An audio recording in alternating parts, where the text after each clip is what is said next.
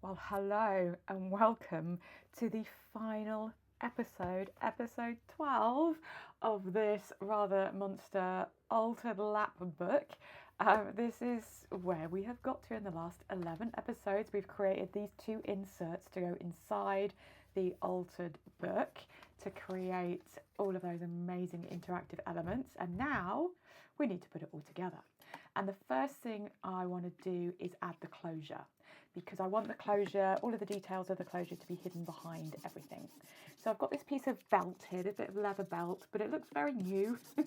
So I've got a bit of sandpaper there, one of the sanding discs of the Tim Holtz daubers, and just giving it a right good sand to get rid of all that shininess. And now I'm bringing in that Distress Oxide in ground espresso, and just, just taking away all that newness. I think I bought it for like a couple of pounds from the charity shop. To create my closure, I'm going to be using a hitch post. So a little screw that goes through the cover with that little post on the top that I'll create a little hole. I'm going to do here now in the belt to be able to attach it to. And the first problem I come across is that my crocodile won't fit. That card of that cover is too thick. I can't get my crocodile in it. So back to old-fashioned methods. So I've got my pokey tool and I have got a cutting mat, and I am going to do this manually. So it does mean I can get the hole more where I want it to be, because I didn't want it to be so close to the edge. So I can take it in a little bit further than I want to. So the first thing I'm going to do is create a hole in the centre of the belt there, which is going to be the hole that will go over the closure.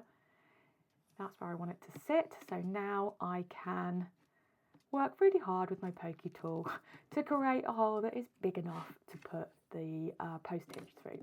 So we'll come back to that in a minute now that's there. But first of all, I want to now attach the piece of belt to the back. Now, please don't ask me where I got these really big, chunky brads from. They have been in my stationery cupboard since I was about 15 years old. Don't ask me why I still have them, but they have come in handy for a few projects. So I want it to, this is quite a big book, so I want it to feel like the closure is suitable for that. So I know it doesn't need 4 brads, but I want it to have 4 brads. It feels like that is going to be well balanced. So I'm not going to attach it to the inside, but I am just placing it on the inside there so that I can mark where the holes need to be in that very thick cardboard cover for those brads to go through. So I'm going to have to do the same again now. I'm going to have to use my pokey tool because my crocodile won't go through that really thick card. If you've got the monster crocodile, I don't quite know what that one's called, you may well be able to do that, but don't worry if you haven't.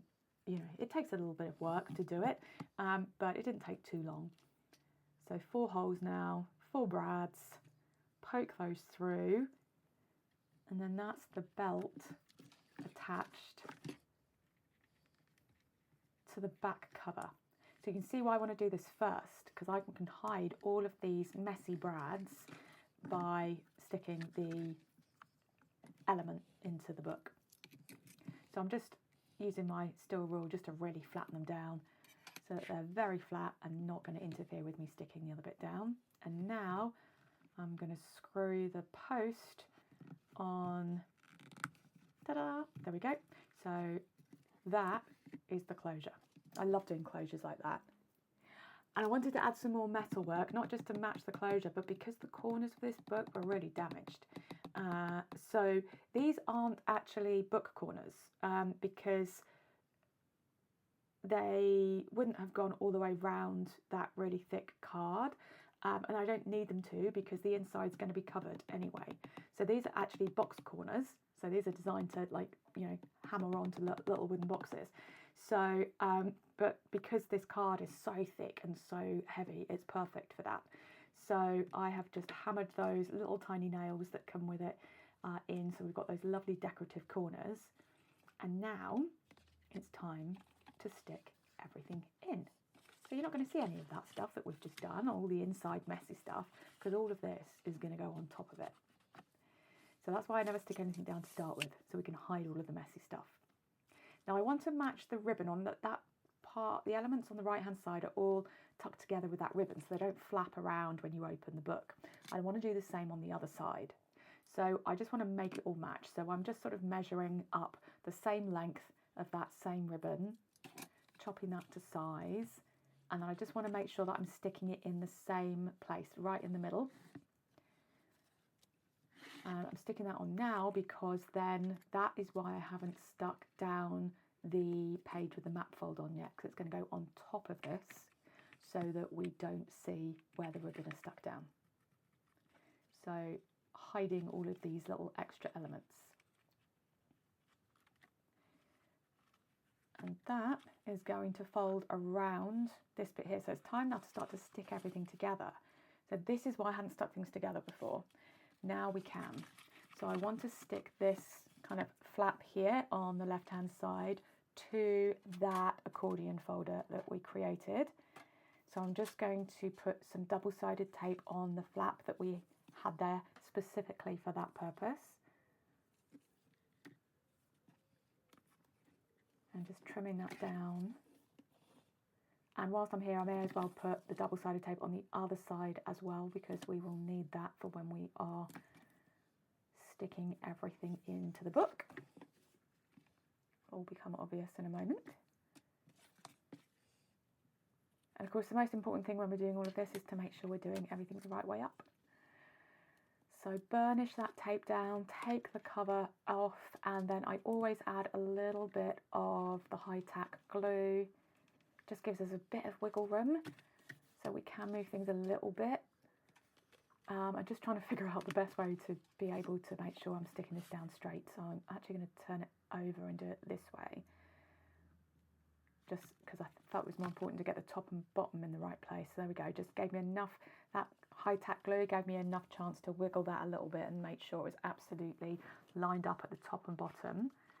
So now that flap closes over and we can add the other side of that ribbon into the center of the back. This will all make more sense in just a moment. So that will stick there. So we can now stick this on the front. Lots of glue.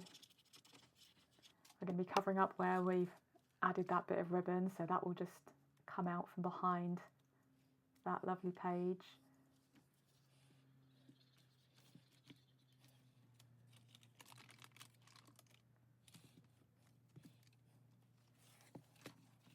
So now that ties together in the same way as the one on the other side, and it will all come together like this with our lovely closure.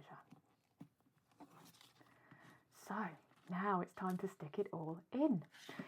So let's get some more double-sided tape. I'm just going to unfold this so it's as flat as possible, and I've run out of really thick tape, so I'm just using lots of thinner pieces, just to give it that real extra kind of sticking power, because we don't want anything coming apart. So taking all the backing strips off and then lots of high tack glue.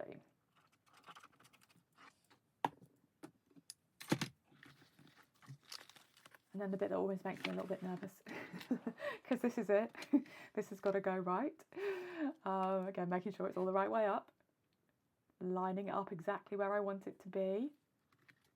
Top and bottom, as well as at the sides. Making sure my ribbon's not tucked underneath.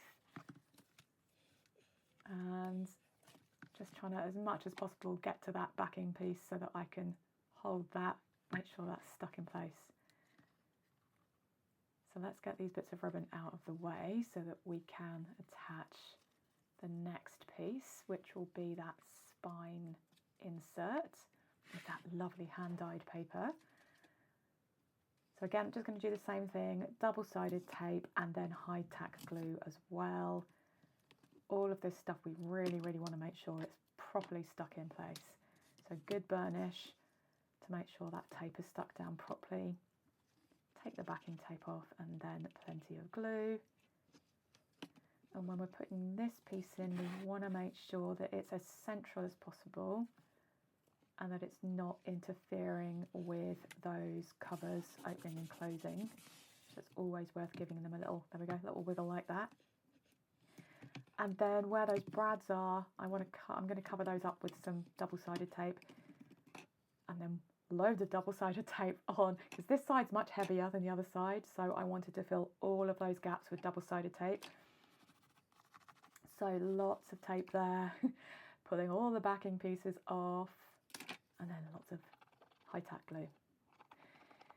And that extra glue on the tape over those brads as well. Absolutely want to make sure this bit totally sticks down.